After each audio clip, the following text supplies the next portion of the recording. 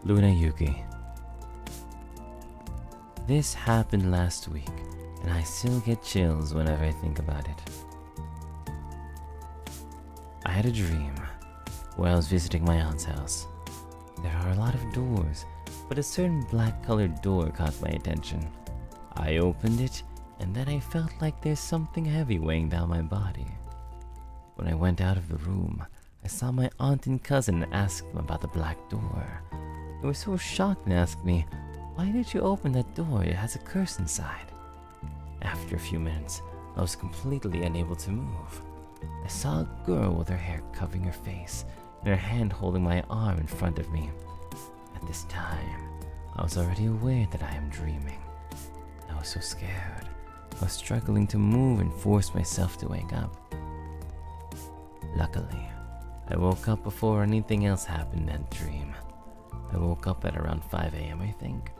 I had trouble going back to sleep because I am afraid that my nightmare might continue.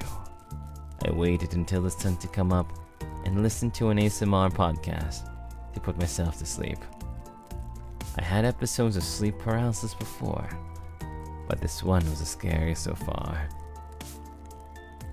Oh, Luna Yuki, I hope that your days of sleep paralysis are over. Goodness me. Alright. Next one by David. Bracket. Ike's brother in Christ. Close bracket. Got a pretty short story for you, Dopey. 50 missed calls from Mom. I hope you're sufficiently terrified.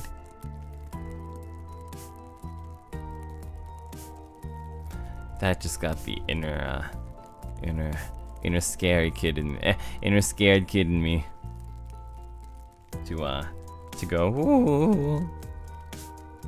Thanks, David.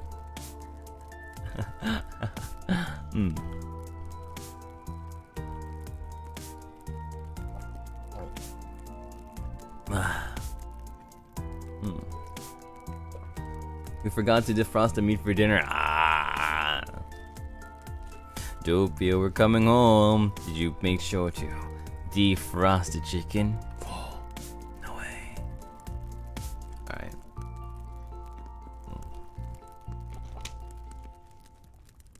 This next one is from Angie, who says, "This was one of my scary dreams I had not too long ago." I'll use second person POV for this. Alright. You leaned your head against the car window, watching as every car, every dream passed by. It was late. You should have been in your bed asleep, though your friends wanted to go to the amusement park.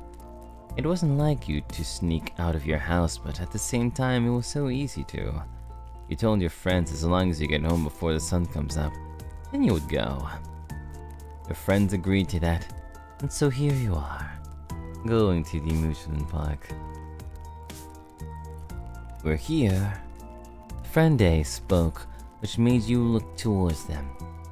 Then the amusement park. It seemed dark. No lights coming from the rides. Was it closed? It was late, but not extremely late. You got out the car, as well as your friends. Now you can see the amusement park more clearly. The only thing that stood out to you was a Ferris wheel that had no color to it. Another thing you took notice of was that there were no people. Guys, aren't sure that this isn't closed? You spoke, but there was no answer. You turned around, guy. Your eyes widened. Your friends were no longer there, nor was the car. Your blood ran cold.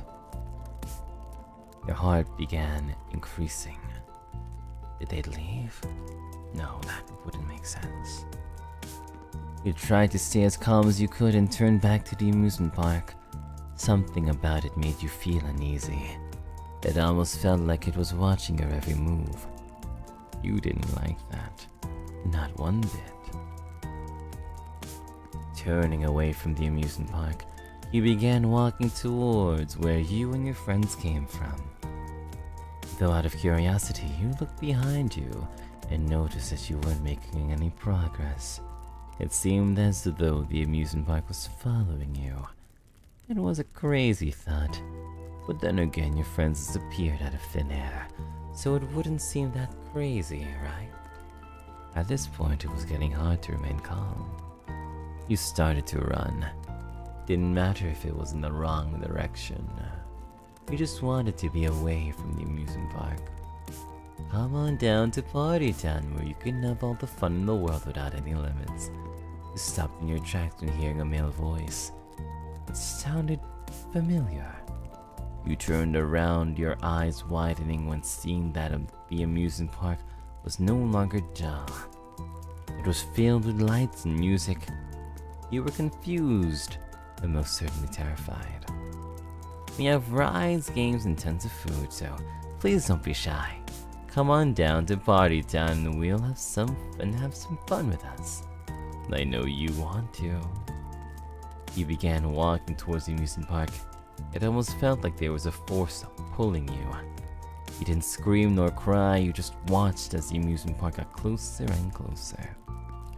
A smile slowly crept its way to your face, and you began to laugh.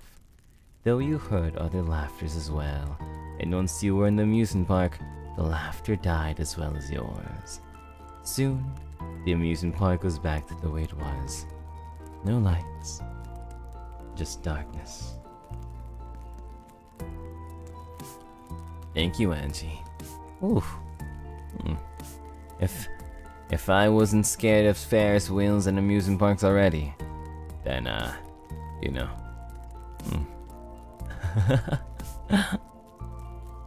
Be careful at Ferris wheels tonight, and don't sneak out, I guess.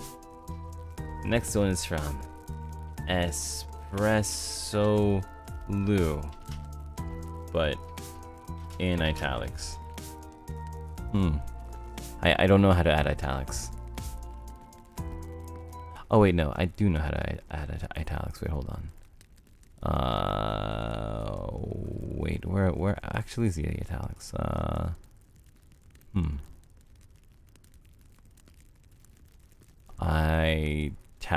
There are no italics. Oh wait, no, we have extra bold italic. There we go. It's italic. Yep, you got it in italics. Perfect. There. In italics. Let's go. Okay. When D stands for duality and deja vu. Those strange, commonplace horrors everyone experiences from time to time. Name your own. On an ordinary day, in a waking dream, the muffled sounds of traffic in the foreboding distance, so close yet so far away, the crowds going wild at something she cannot quite see or reach. The faint feeling of anonymity lingers in the thick haze. She's fading in from the edges as reality begins to cave in. Never imagined it would be so cold and yet so bittersweet. This is like a flash fiction in the style of an ode in the genre's existential horror. Don't ponder too much. Oh, I was about to say it's like a poem. It's like one of those scary poems. Thank you for sharing us a scary poem. In italics, Espresso Lou. Alright. This next one is from Cook Chisholm.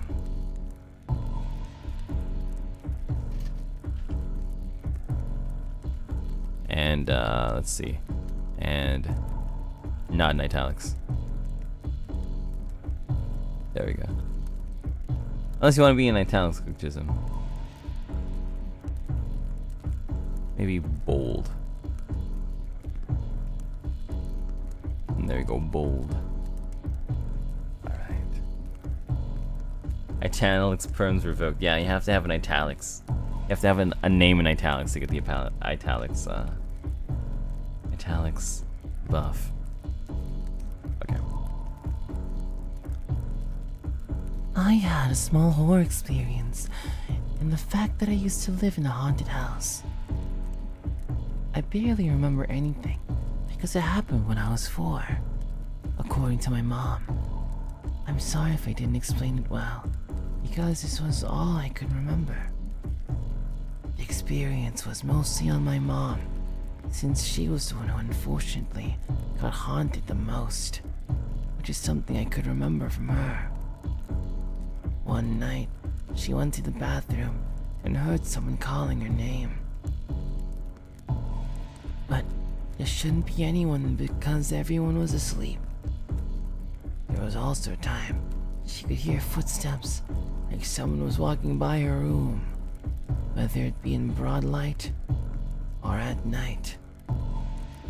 Okay, here's my small experience as a 4-year-old me that everyone is waiting for. Note that I didn't start talking until later on, after the time I lived in the house. I'll tell you why I'm telling you this. My mom told me that sometimes I pointed at the window almost every night, but there was nothing there. Since I was just a little child who couldn't speak, my mom figured I probably saw something that she couldn't. Or it was possible that I must have seen a ghost, but you never know. I can't believe I'm writing this in the middle of the night. I'm scared. It's true though. It's true though.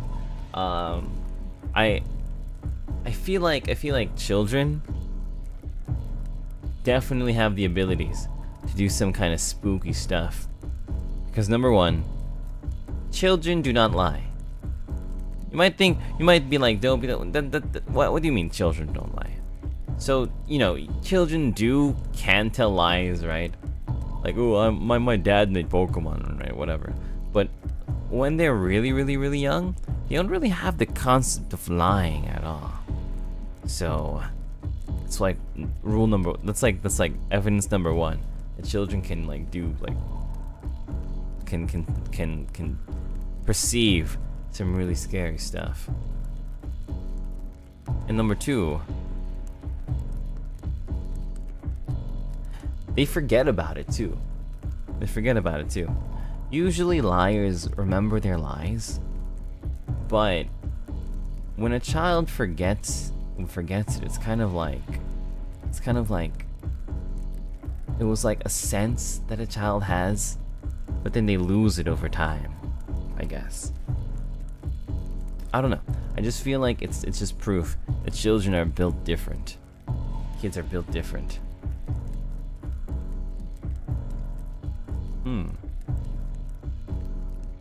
Kids in this age always say truth, even the most brutal.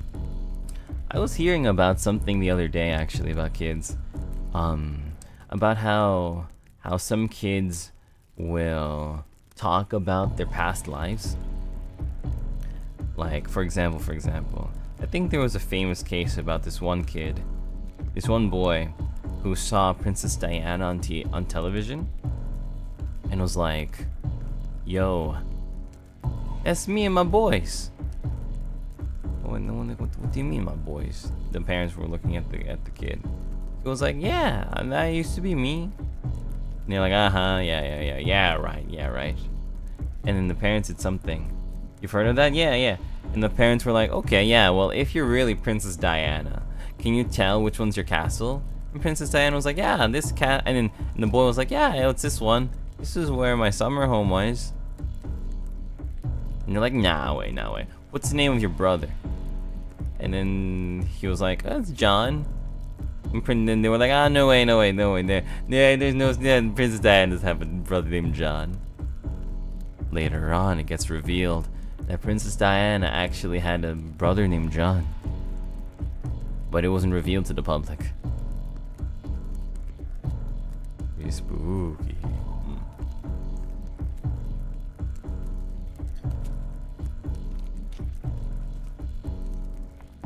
And then they asked the kid like years later, how'd you do that? The kid was like, I have no idea. I don't remember anything.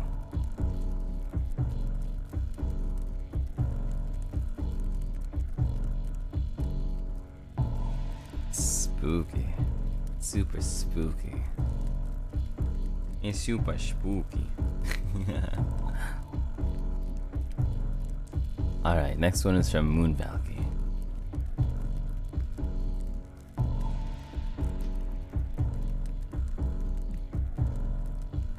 Oh hell nah, hell nah. Hello hell nah. A monk told my family in our past lives I was the younger sister of my mom. My sister was the best friend of my mom, and dad was the wife of my mom. Huh. That's pretty interesting. Thanks for sharing that. It's like X is equal to Y, and Y is equal to A is equal to B is equal to C. It's kind of cute though. Alright. Moon Valky story. Let's see. Sainted is a genre that I really enjoy. I made a short original story with a subgenre that I also really like. I've decided to write this down since I fear that something beyond anyone's comprehension will happen to me real soon. Call it paranoia or insanity, but what I will tell you is the absolute truth, even though I haven't found any reasonable explanation. It all started when I was walking my dog on a normal evening through a familiar yet deserted street. Nothing out of the ordinary. However, when we were approaching a closed bar, my dog suddenly refused to take another step forward and starting to bark as if to scare away something that apparently only she could sense. To not continue that way was one of the easiest choices I had ever made. But to my despair, when I tried to turn away, I soon realized that I couldn't move my feet, as if they were rooted in place. That made my body tense up. My breath lost its rhythm. Every sound around me got muffled, and shivers ran down every part of my spine, making me tremble. I tried to move with all the strength I had, but to no avail. It was when, while I was thrashing around in place, I got a glimpse at what I could only describe as a crack in the veils of reality. And what started as a tiny thing gradually became bigger, cracking the space in front of me until it took the size of a distorted dark window. I dared to keep looking at it when I suddenly saw something move inside of it. My body froze because even if it was only a glance, I felt like no living being should have ever allowed to be aware of that horrible yet magnificent presence. I'll try to describe it, but how can one succeed and be faithful if I can't think of anything tangible to compare? The head, or what could have been considered as one, had nothing of what you would expect to see according to what we know.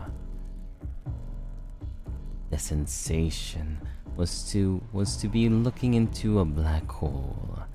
In it, I could see from galaxies to small particles at the same time.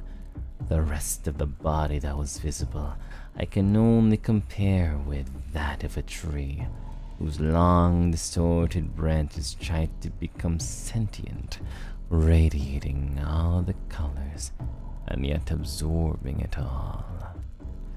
Gaining the awareness of the existence of what I could only call as a cosmic entity was a great burden on my mind, because I don't remember anything until the moment I woke up, apparently days later.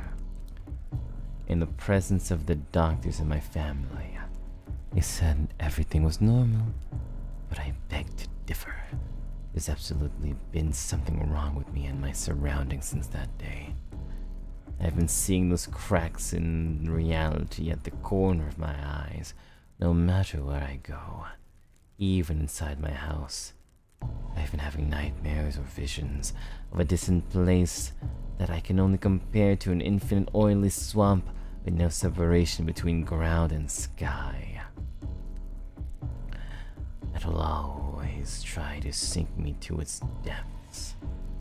I've also seen similar entities to the one I caught a glimpse of that fateful day, but with much more elongated shapes or godly proportions, and I feel that they're getting closer and closer to me.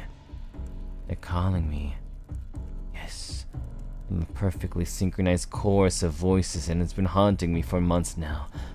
For so long I couldn't understand, but yesterday I heard them as if they were whispering clearly in my ear when I was trying to sleep. We have chosen you. Join us. We have chosen you. Join us. I kept repeating as I felt that oily swamp finally taking a grip to my arms and legs. Therefore, while writing this, I can only ask myself, is it real?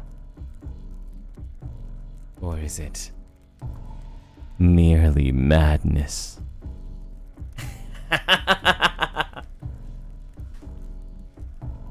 Whoa. I can't believe it. It was merely madness. It was actually madness. It was actually just madness. It was actually love. It was actually love. It was actually love. That was merely madness. Wow. This was really, really, really cool. Yeah. I didn't just enjoy the merely madness meme that we have. Love is merely madness, yes. But also, it felt very Lovecraftian too. It really felt Lovecraftian and really, really, really interesting too. Like I could really become frightened at the idea that reality, the thing that we are most used to understanding, just breaks apart. If you can't trust the rules of reality, what do you have? Awesome job, Moonvalky. Okay. Okay, let's see. This one is from Ulysses and Owen.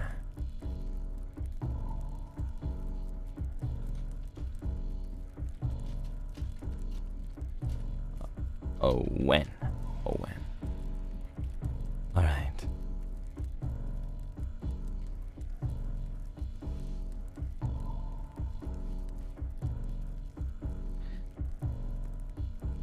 The sound of shattering glass had sent a feeling of utter dread running down my spine as I stood up from the couch in the dark living room. The only other soul in the house had been my dog, who had jumped down from where he sat on my lap whilst he'd been watching television.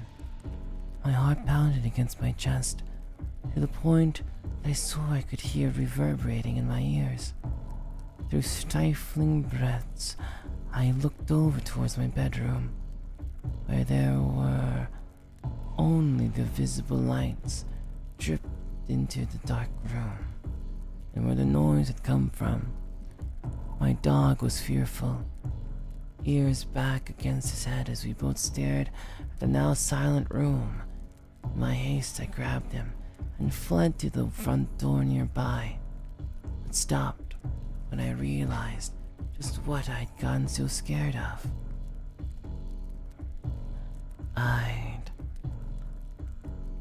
I'd been alone in the house, with no other familiar presence except my dog. I'd only been frightened because I had no one else to protect me from a possible intruder, and because it was the dead of night. But as I took in the situation, I calmed. I'd forgotten that I'd left a glass picture frame on the floor of my room, which I'd leaned against an open window. It'd been a windy day, and when I peered into the room, dog in my arms, I breathed a sigh of relief at the sight of the frame, broken and in pieces on the floor.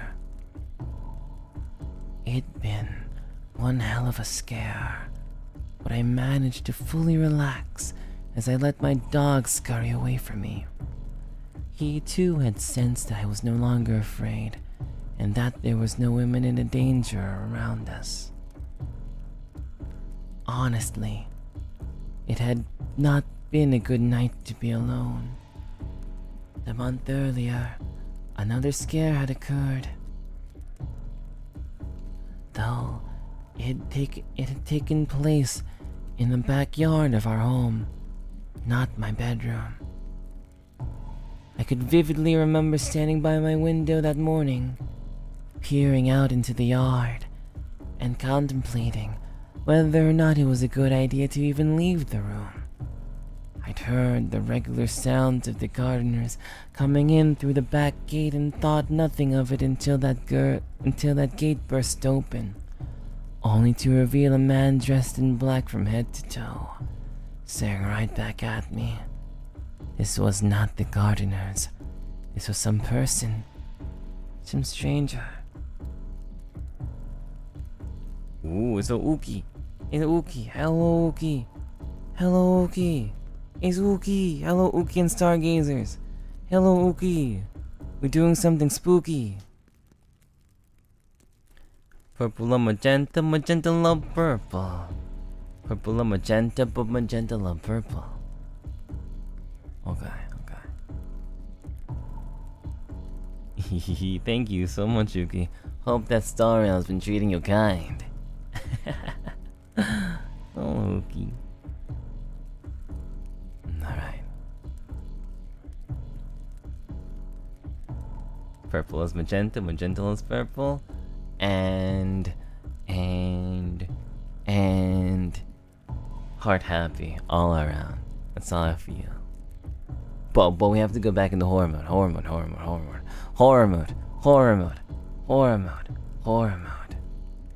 Alright. There was some person, some stranger. His wide eyes continued to stare at me as I stood there, unable to move as he inched closer into our yard. His face had been gaunt, with no color or hair beneath his hood. The only reason he ran was when I screamed, and after that, nothing. He never came back. I closed the window to my room and looked down at the mess the wind had made of the picture frame. The glass had fallen all the way to the living room, where my dog had returned back to the couch, dozing off comfortably now that the danger was no longer present. Easing myself back into the relaxing night I'd had before the broken frame, I remembered the extra measures I'd taken to keep that back gate securely locked. The hinges had broken when the man had gotten in.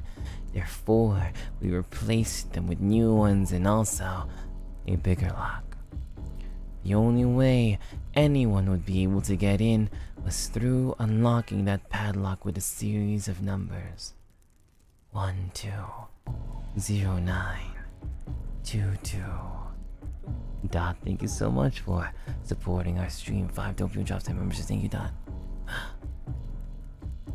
I let those numbers drift around in my head to convince me that our efforts would be enough. We'd spoken to the police, our neighbors, and even City Hall. It would be fine now.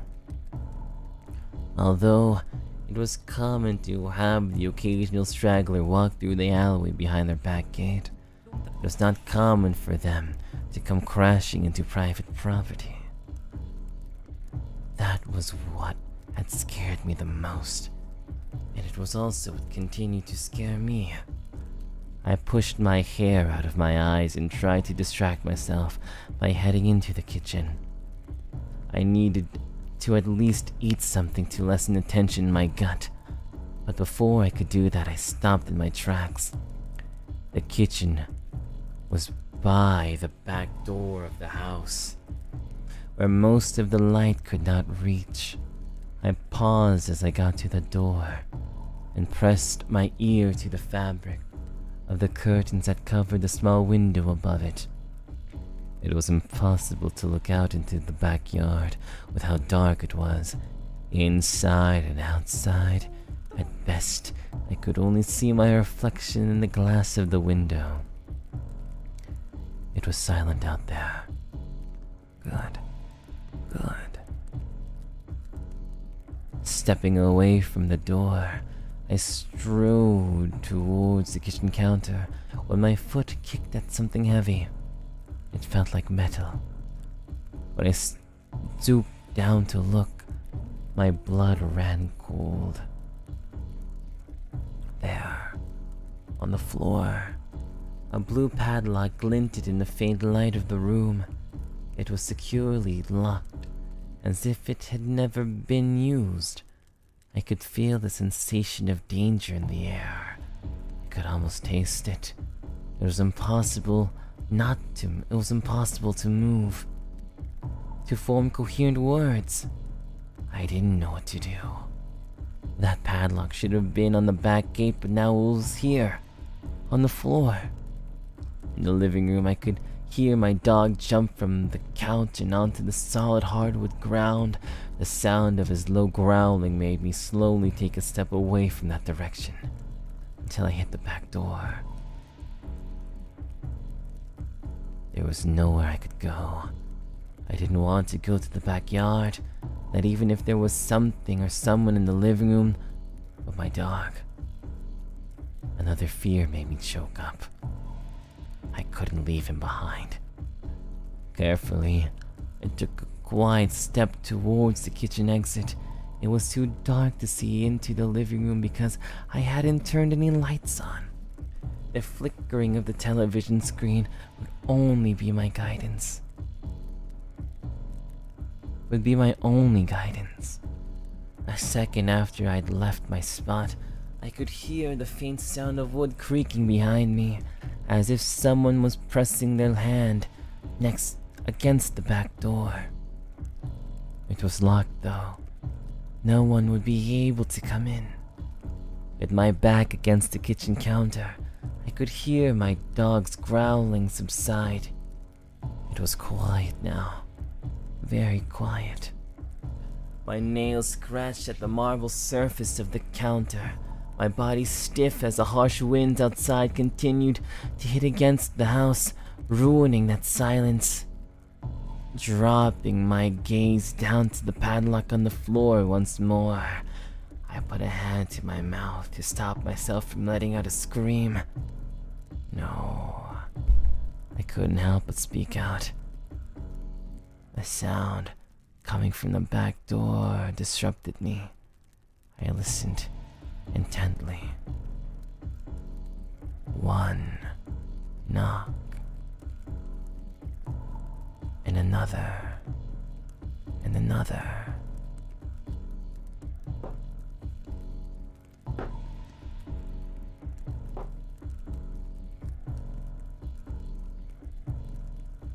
The handle shook violently.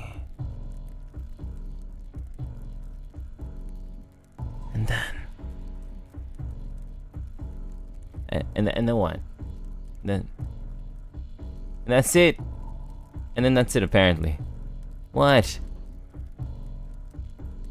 Apparently that's the end. Apparently that's the end. Apparently it just ends with a hyphen and then... Great. Great. Great. Great. What happens? What happened? Ah! Man. Can't believe it. The true horror was a cliffhanger. I can't believe it. The true horror, the true bother was a cliff. Ah, man. The true horror was a cliffhanger. Alright. The next story we have is submitted by Mikey. Alright. I have had unexplained experiences happen to me, but it was always through feeling and noise. It changed with my 3 friends, and I went to see a band at our local bar. The bar was located in the part of the city when the nightlife is alive, but was pretty hidden from the rest. We were the last guests to leave, so when we walked out on the street, it was empty except for the main road adjacent to it at the end. My friend brought her digital camera and wanted to try it out by taking pictures of us on the street. There were 2 guys walking by the sidewalk, so we politely waited for them to walk past us before we had our little photo shoot. We took several before bidding each other goodbye for a fun night. The following day, however, my friend was about to send the photos, but messaged me directly before doing so. She asked me if I was alone or if I easily got scared. I was studying at the time, and even if I was on my own, I'll be fine. She sent me a photo of our 3rd friend sitting on the plant box beside the sidewalk. My hands shook as I held my phone when I saw a young woman walking by the sidewalk behind her. There were only 2 guys passing by us that night, weren't there? My friend asked. Yes. Even in that moment, I was behind you when you took the photo, and I'm 100% sure no one else was there. No woman would walk in a place like this alone in the middle of the night. My friend and I tried to remain calm, even if we were so freaked out. The person was so clear in the photo. Only the face was pretty blurred, as she was caught mid-walk. Together, we decided to delete the photo and move on as if nothing had happened. Yet even so, it still lingers in my thoughts at times, wondering what had happened to that girl, and if she was calling to us for help. Ooh, acapella. Okay. We'll do the next one acapella too. Mikey, that was really good. The photo, the 4 horror ones are always really special. Thank you for sharing. Next one is from Mello, says, "Let's go." I've always been a fan of horror, and while I don't firmly believe in all things past supernatural, I have had a few experiences that I simply can't explain with logic. This is one of the few that stuck with me. A few years ago, my sister took an interest in the supernatural, especially communicating with spirits. Since I was also into that, we would stay up late just to watch and read things about it. However, unbeknownst to me at the time, we were interested in it for different reasons. Whereas I watched and read horror stuff purely for entertainment, she took it much more seriously. So serious, in fact, that she decided to perform a ritual to communicate with the spirit. So one night, that's exactly what she tried to do. Of all places, she chose the bathroom because mirrors supposedly act as portals for spirits to come through. She can't remember exactly how the ritual went, just that nothing interesting had really happened. For a few days, everything was fine, but then things started to change. The first weird thing was with our dog. Have you ever heard of the belief that animals can see/sense spirits? Our dog loved being around my sister. We shared a room, and he would most often be curled up on her bed, following her everywhere. And he also loved being held. A few days after she did that ritual, though, he started to actively avoid her and became very aggressive towards her. Every time she got near him, he would snarl and cower behind me. Any attempts she made to hold him were met with bites hard enough to draw blood. Even if she so much as looked at him, he would start to tremble and growl. As far as I knew, she hadn't done anything that would reasonably cause him to behave that way. And he had his shots, so it wasn't rabies or any other sort of illness. So we were genuinely confused and freaked out. He wasn't acting that way with anyone else either. Just her. The second weird thing involved me. My sister was finding it harder to sleep at night because she felt paranoid. So she would usually be up at ungodly hours. I have no memory of this, but she claims that I would sometimes sit up in my sleep and either stare directly at her or a specific corner of our room for various lengths of time. Then I'd flop back down like a rag doll. Sometimes I would even mumble incoherently. She would call out to me, but I would never respond in any way. Though the timing of this was strange. I'm naturally a pretty active sleeper, and I even used to sleepwalk, so maybe it was just a coincidence. There's also the assumption that she was lying.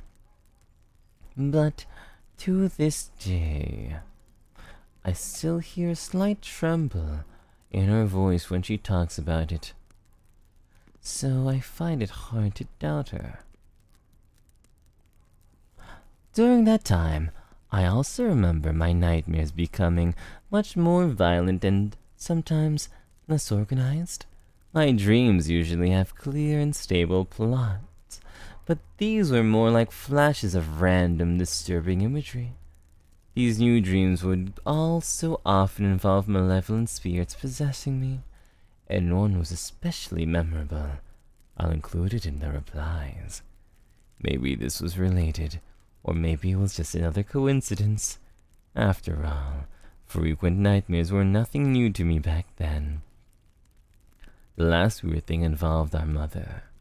One day my sister walked out of our room, and our mom grabbed her by the shoulder, looked her dead in the eyes, and said in a low and stern voice, "You better not have opened a door you weren't supposed to."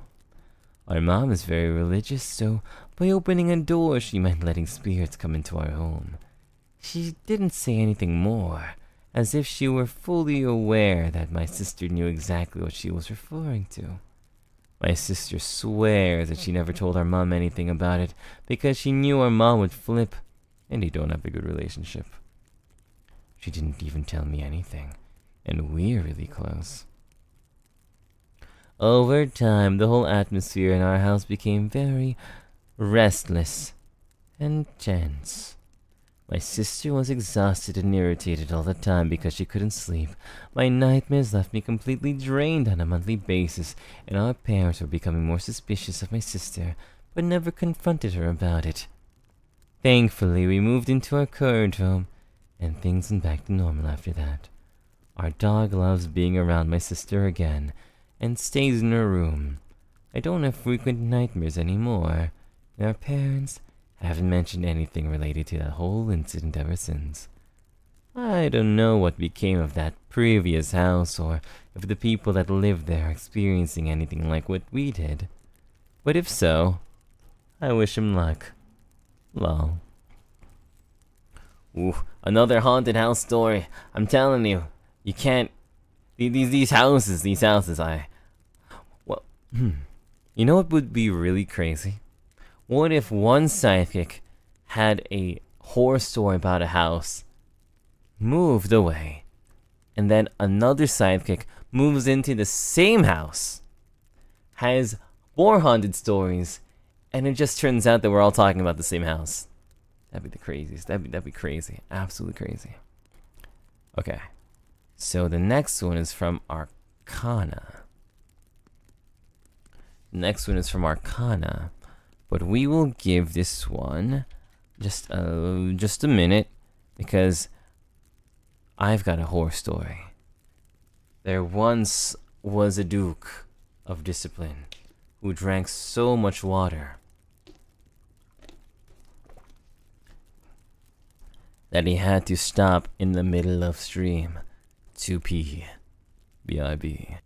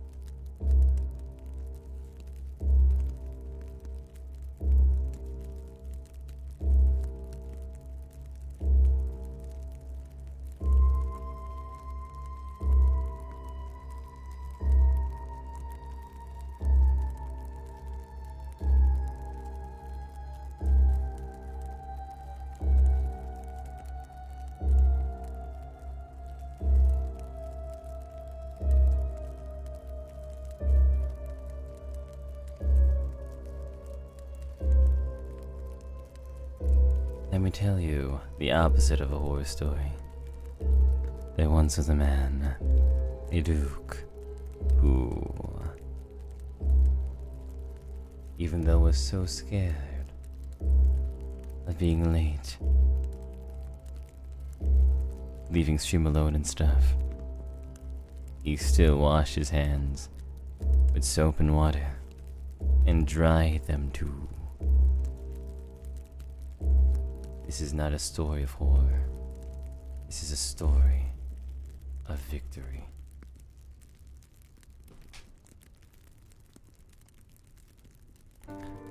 Alright, next one's from Arcana. Good clean Duke, yeah. Alright. Good boy, Pearson, thank you. Misha, thank you for... You send a toilet. Thank you, Misha, for sending me a toilet. Wow. BGM's loud? Okay, okay. They get loud all of a sudden, okay. Alright. Is this good? Alright, I guess this song's just loud. Alright. Okay. Arcana writes, I've never written a horror story, but I do have a couple experiences of my own. First story. I think I was 9 or 10 years old at the time. My parents used to live abroad, so our house was empty for probably a decade or so. When we first came back, the house undergone a major renovation. There was a quite big tree that was taken down to make a new room.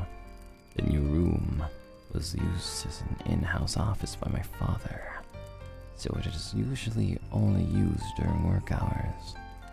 I don't remember really what we were doing, but that night, I was in that room with my father, watching him work on one of his computers, which faced the opposite direction of the windows. Outside the window was where the tree was supposed to be. The tree that was cut down to make the new room parentheses. That night, our in-house helpers have gone to their respective homes.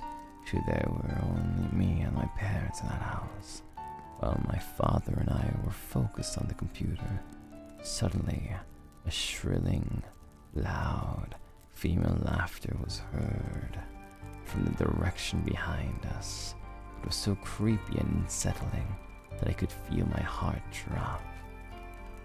I remember my father tried to comfort me and said, "It was probably just your mother." We both knew it wasn't her. However, neither of us has the courage to look back at the window, the direction where the laughter came from. I could still remember my heart beating so fast as I tried to focus what was on the computer screen. My father continued his work in silence. After an hour or so, which felt like an eternity, my father finally finished his work and we left the room. Of course, there was no one outside the room. When we checked on my mother, of course, she was already asleep in her room since the evening. Ooh, even when building your computers, you're not safe.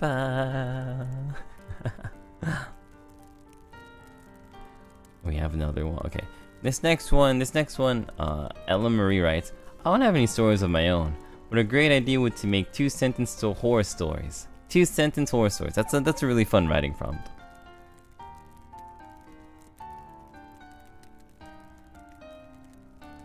All right.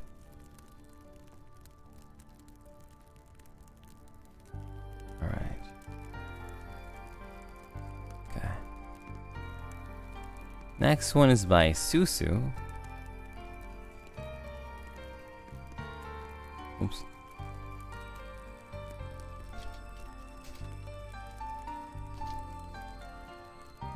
He writes, "This happened to me personally about one of the closest people in my life. Let's say their name is Rocco and we live in the same house. A few years ago, during my sleep, I heard a deep voice of someone talking directly into my left ear, saying that Rock has died.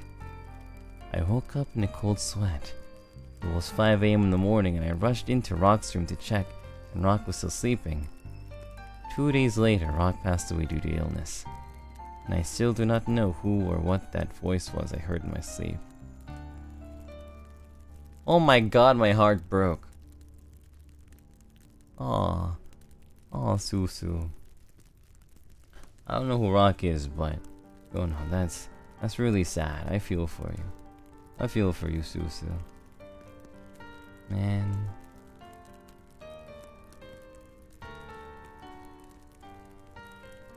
Yeah, I was sad. Aww.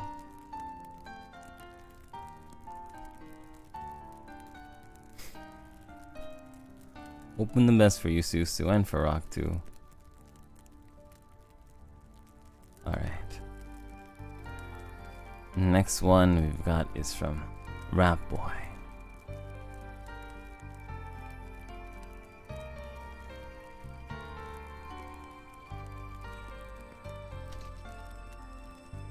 Okay.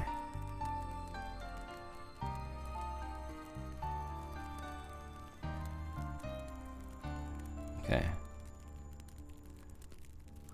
This one's probably gonna be the last one of the night. My throat's a little bit blah blah blah.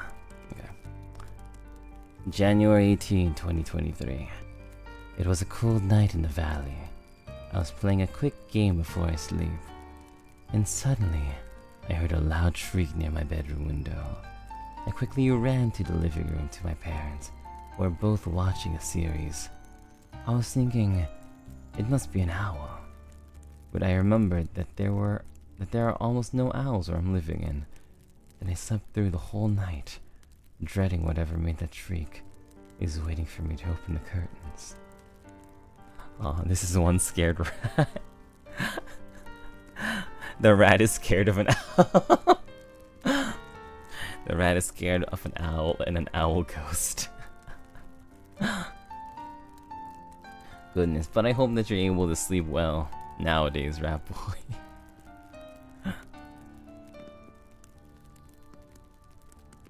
Okay.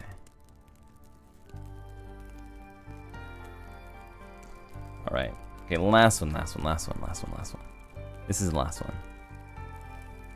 This one is from Lizzie, who wrote down, I experienced some. One of them is when I was in 5th grade, my grandma passed away.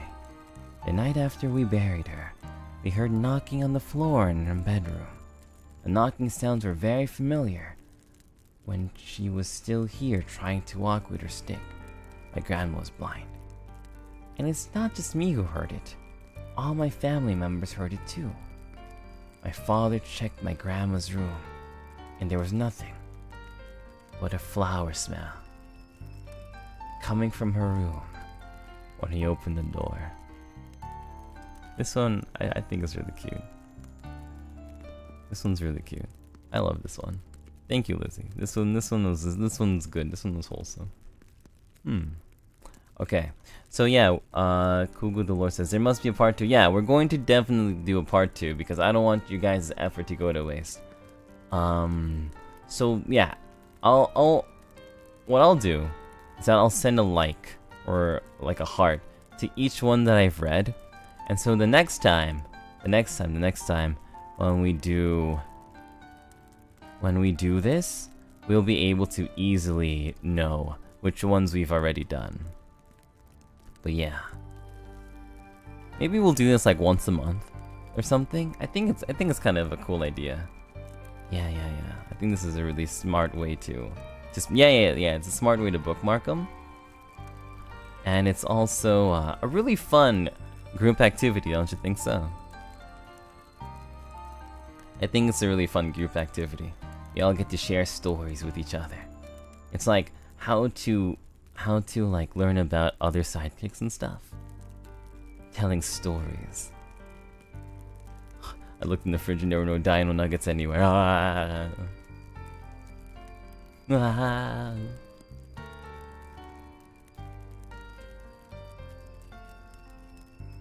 Spooky. Okay, I'm just liking them. Okay. Thank you, everyone. Yeah, good work, everyone. Honestly, it's thanks to you that we had content for today's stream. Thank you so much for giving it all your best efforts. For real. Giving it your best efforts. Thank you for giving everyone in this stream a part of your soul, a part of your story, a part of your heart. Thank you so much for sharing. It's really awesome. It's almost really intimate, you know? But thank you. Really beautiful. Thank you so much. Youngie, thank you so much for the ASMR. Thank you so much, Youngie. I'm glad that you enjoyed it. Sidekicks are so talented, yeah. 100%. We already knew that. You won't be able to sleep tonight? Oh, come on.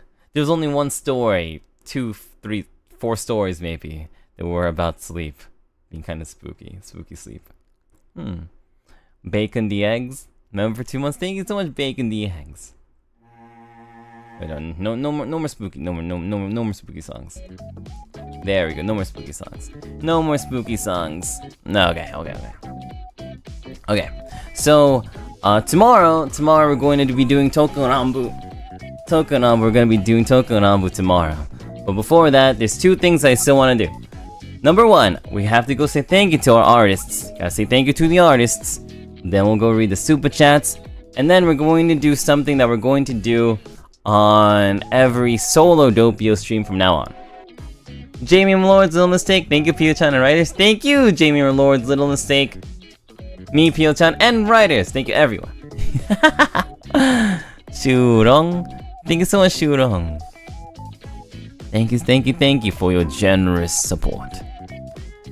Alright, thank you for Spooky Stream. Did you guys enjoy Spooky Stream? You guys enjoy Spooky Stream? Yeah, let's go say thank you to artists. Thank you so much, Eki. Thanks so much, Lazarus. Welcome to the arcade. Alright, let's see. Okay, so the first thumbnail that we have today. Is from... wait, I saved it over here. This is the one we ended up using. Aster, thank you so much, member, for 3 months. Okay, this is the one that we got. The one that we're using. Reading your scary stories ASMR. This one is from @Anna underscore PGN underscore. This one already had the words and everything put into it. I didn't have to do any bit of work for this one. It was perfect. Thank you so much. Ooh, it goes shush. Shh. Shush, shush, shush. Shush, shush, shush. I'm telling the story now. Shush, shush, shush, shush, shush, shush. Mellow, this was so much fun. Absolutely down for more of these in the future. Thank you, writers, and thank you, Pia, for narrating and bringing our stories to life. Aw, thank you, Mellow. Thank you for submitting a story too, Mellow.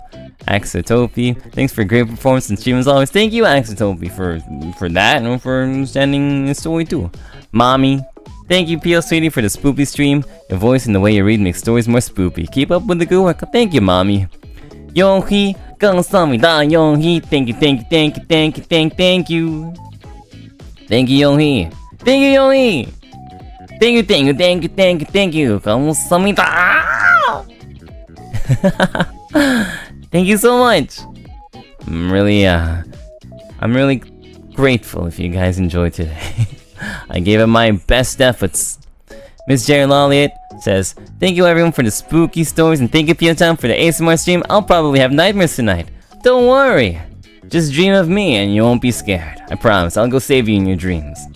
And that goes to everyone. That goes to everyone. If you're scared, just dream of Doppio and I'll appear in your dreams and I'll help you out.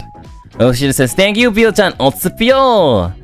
Yoshida, arigato! Arigato. Thank you.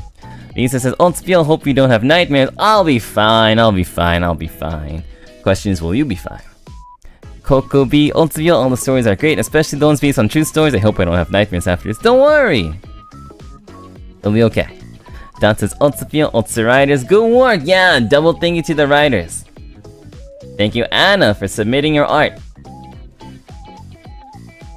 Here's an amazing thumbnail that we got from at LAMEIR. Lamer. Look at this super high detailed, evil looking Doppio. That's so high level evil looking Doppio. I'm scared just looking at him. I'm spooked out of my mind. I'm so spooked out of my mind. That's a hottie. Yeah, Lemaire's art is always really hot. Super handsome. You can get lost in those eyes, those features. Amazing. I feel honored that you did this for a thumbnail. Thank you so much for sharing gifts and talents with us. Amazing job. Arigato. Shar says, thank you so much for the stream, Pale. I'm not one for horror, but you always make it comfy time. Thank you to everyone who submitted their stories. Looking forward to more. Thank you, Shar. Boom Valky, Otsupio, so many awesome stories and your narration was absolutely incredible. Thank you, Moon Valky. Thank you for submitting a good story too. Great work. Lydia Peng says, nice to see you, Smar. And I have a new haircut. What a lovely day today. Hey, I'm so happy you're having a great day. Thanks for sharing your happiness with me, Lydia. Happy haircut day. Ruby, thank you for today's stream. Thank you. Thank you too, Ruby. Alright. Next one we have is from at SuzzyArt83. At SUZZYART83. And this one's really cool. Look at the ambiance. I'm reading. In the horror reading stream. Sidekicks are incapacitated from all the spooky going on. And the creepy crawlies in the back. Wow, they're gaining on us, aren't they? They're gaining on us, aren't they? But don't worry, it's just in your imagination. Spooky things... at least tonight, spooky things are in your imagination because we're just reading them. Don't worry, you're fine, you're gonna be fine. Sadistic Sakura, gifting 5 Doppio Dropscythe memberships. Thank you so much, Sadistic Sakura! Spoopy isn't real exactly. It's not real. Thank you so much, Sadistic Sakura, for helping out sidekicks. Only tonight? Yeah, only tonight.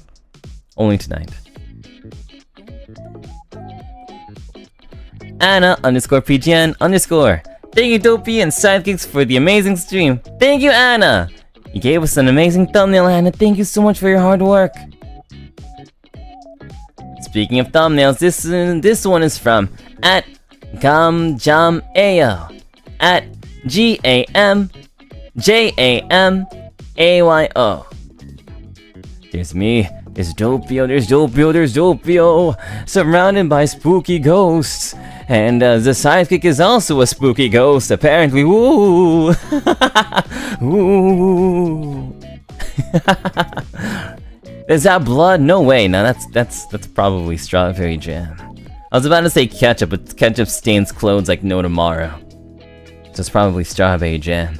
Which, at least if it does stain clothes, it'd be easy to lick off. It'd be easy to lick off. Speaking of, wait, hold on. Speaking of strawberry jam, the other day I was eating some ice cream with strawberry syrup, and it bled. Is the right word bleed? It kind of spilled over my body pillow. Over my pillow that I use as my body pillow. Awful. Awful. I mean, I guess it's better the pillow than the ball pit, right? Better the pillow than on the balls, right? Because then we just droop all the way to the bottom. Anyway, so I guess later today I'll have to do the laundry and see if I can get it out.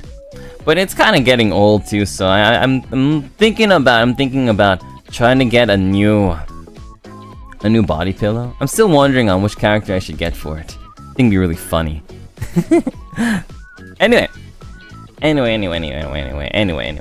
that's the end of my strawberry jam story. Oh, and it wasn't even jam, it was syrup. Doppio. Thank you so much @GamJamAyo for this really amazing thumbnail. Honestly, it's really cool. Thank you so much, GamJamAyo. It's spooky. Mikey says, Doppio streams and community effort are always so fun. That's what I'm saying! Streams and community effort is amazing. I'm telling you. Every time I have a victory, it's honestly a shared team effort. My victories are from you. My victories are from you. And because of that, I want to make sure that we can do things together. So that we can be proud of the projects that we make together. You know? That's how life is supposed to be like. This is fun. That's how fun life is. Yuki, thank you so much for the heart. Tiramisu latte. Oh, it's very cool. ASMR osu Doppio. Kamsahamnida tiramisu. Thank you so much. I'm glad you think my ASMR is cool. Aster Puppy says, for my first stream with Doppio in chat, this scared me silly, but you all seem amazing. This was a lot of fun. I'm excited to know everyone. Hey, Aster Puppy, thank you so much for your interest in us. Sidekicks, we welcome them with open arms. Still, thank you so much. I'm glad that you enjoyed your day today with us. We've got an Akasuba! Thank you so much to Yukiko-chan! Yukiko-chan, arigato! Doppio, thank you for reading my super the other day. Oh, come on, I should always read your supers, no matter what. I listened to it again and again today's stream. My heart is racing more than usual because of scary or ASMR. Well, either way. I believe that a person's heart beats faster whenever they're excited and whenever they're having the time of their life. So, if your heart beats fast thanks to our efforts, then please know that I'm feeling really grateful that I was able to make you enjoy tonight. So, once more, arigato, Yukiko-chan! Thank you so much, Yukiko-chan! Okay, next thumbnail we got is from @JellyUgo.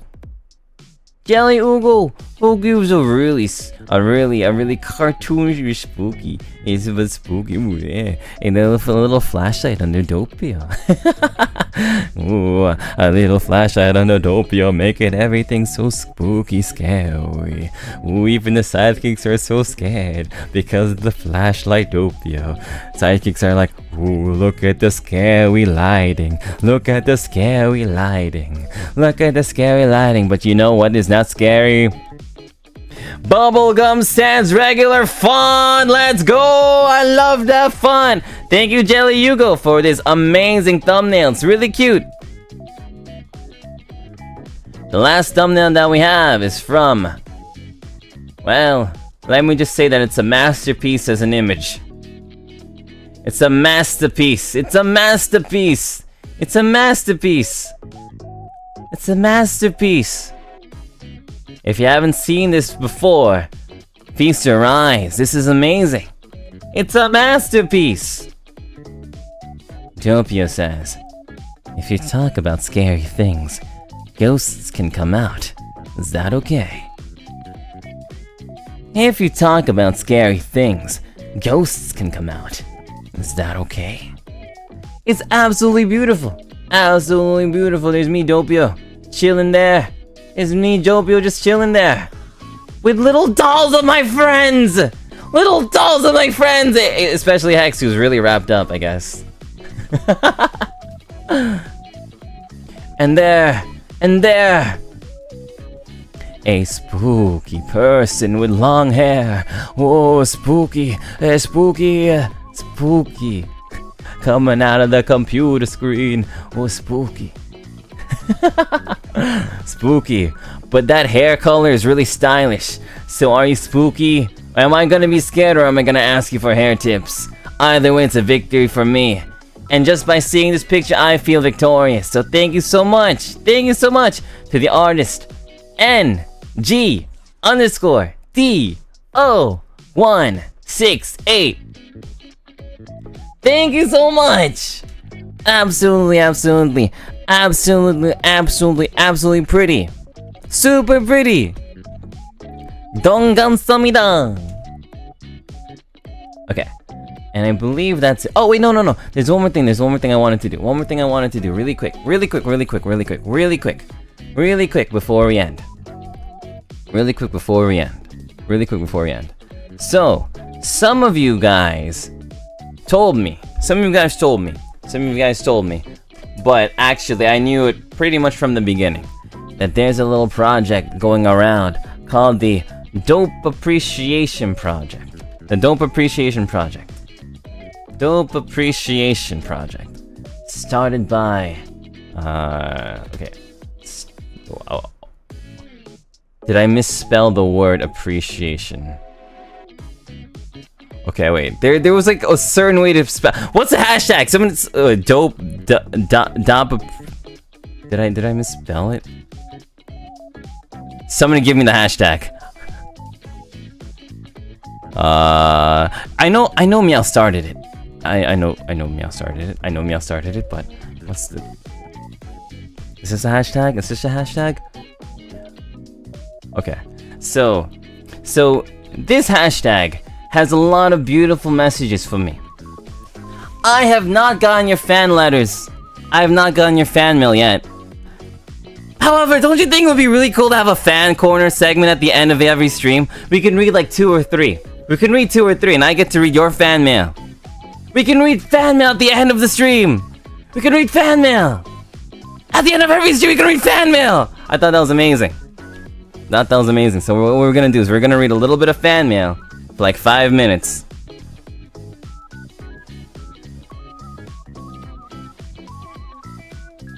And then we're gonna end. So I'll read 3 of them. We'll start with Meow. I'm going all the way to the beginning. All the way to the beginning. So if you, it's like, so I went to the latest on Twitter and I went all the way down. So Meow says, I wanted to do something for Doppio, and I'm asking all sidekicks to gather if you can for it. I wanted to show our appreciation towards Pio, and we can use the hashtag Dope Appreciation to write John anything you want to show our appreciation to the Duke of Discipline. So I'm gonna write Meows first. I know somewhere down the line I'll look back on all the things I liked and how many phases I went through because of it, but also how I discovered so many things about myself, going through all sorts of things, the ups, the downs, laughing, smiling, crying, etc. There's one person and community I wouldn't regret having been in, that taught me so many things, that made me have so many fond memories and let me know that it's okay to be yourself. That's Doppio and the Sidekicks! I feel like I became a more passionate person in wanting to try so many things and talk to many people and build friendships. Even though others might call me weird or cringe, I'm at least proud enough to be who I am. That's all that counts, and I couldn't care less about the negativity that comes from others with only trying to be myself. I'm still growing up as well as we all are. But, to be honest, I'd rather keep this side of me as I grow older. I don't ever want to lose sight of this passionate weird person I've become. As adults, or those that are becoming adults, we always have others telling us to act your age or be mature. I say screw that, be yourself, whatever that may be. Do not define yourself with what society wants you to be. Just be your effing self, and if anyone tries to poop on you because of it, they're definitely not worth listening to in the first place. I feel like sometimes I sound like a broken record, but I really want to give back to P and the Sidekicks for showing nothing but kindness and spreading happiness to others. That's why I clip, that's why I write scripts and I cosplay. I do it for everyone, including myself, because I always have fun sharing those memories with you all. I just really freaking appreciate everyone in the community, and as this community grows, I hope we can pass on the message of spreading kindness, positivity, and letting others know, hey, it's okay to be yourself. You don't have to worry about feeling different or fear that others might not like you for you. What do I see everyone in a year? I see everyone going far in a year, doing things that they wouldn't imagine doing, stepping out of their comfort zone, doing big projects. I'm really rooting for everyone and hope they can pursue whatever that makes them happy. I look forward to seeing Pio reach so many milestones in his life, and I just can't wait for the day he reaches 1 million. I'm proud to have him as my Kamiyoshi, and I want to support him as much as I can throughout his journey. I also want to support my amazing friends that I have and make along the way. Meow, thank you so much! I couldn't help but get hyped reading your message. This message, Meow, I understand that it's supposed to be a thank you to me, but also it's a thank you to you. You did all the hard work. You did all the hard work. Growing. Thank you so much, Meow. That's amazing. You're right. Absolutely right. Be proud of who you are.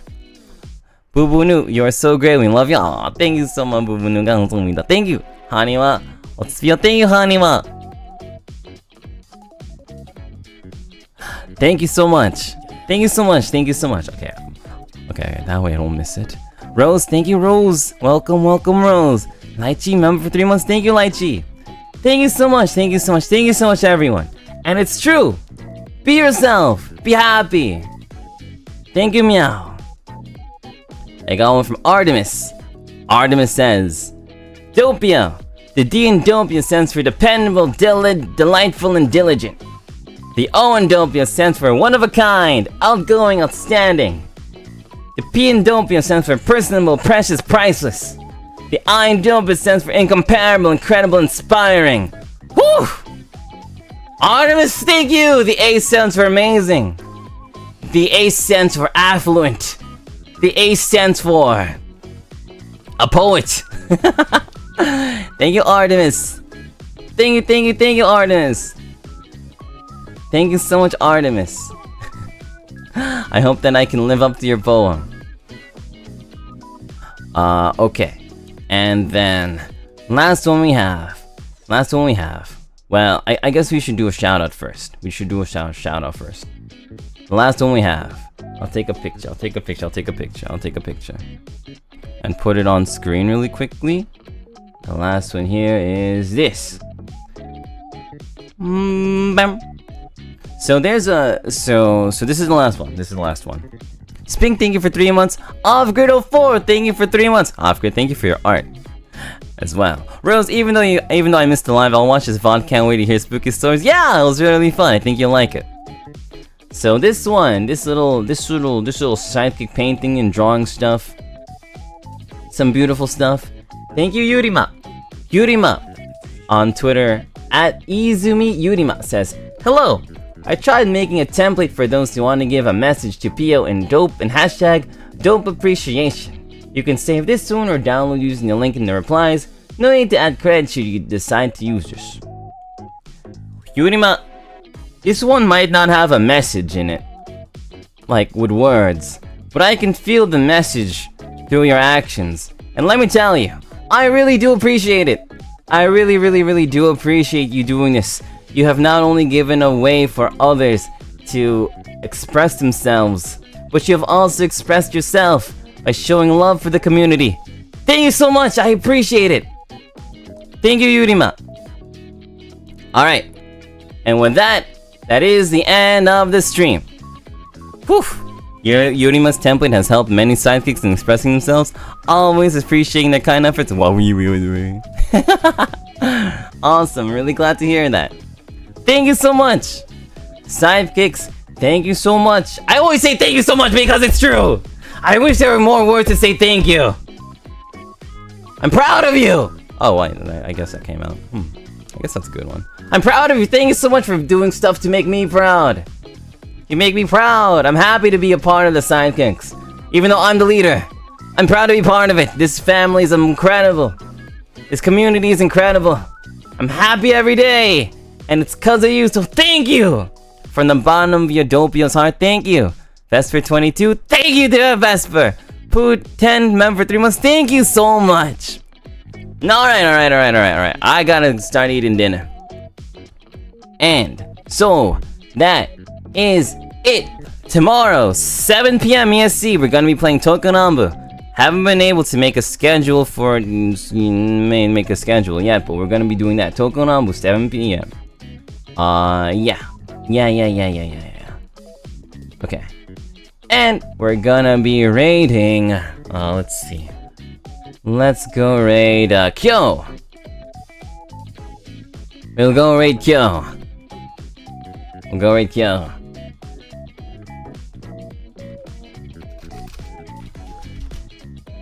And we're gonna say IDK a raid message. This is our line for Kyo. It's like, I don't know raid message. IDK a raid message.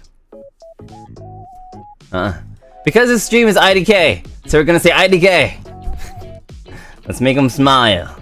Alright, thank you everyone. See you tomorrow. Doppio Dropscythe dropping out. But not out of school or anything like that. Drop out of stream. Bye bye.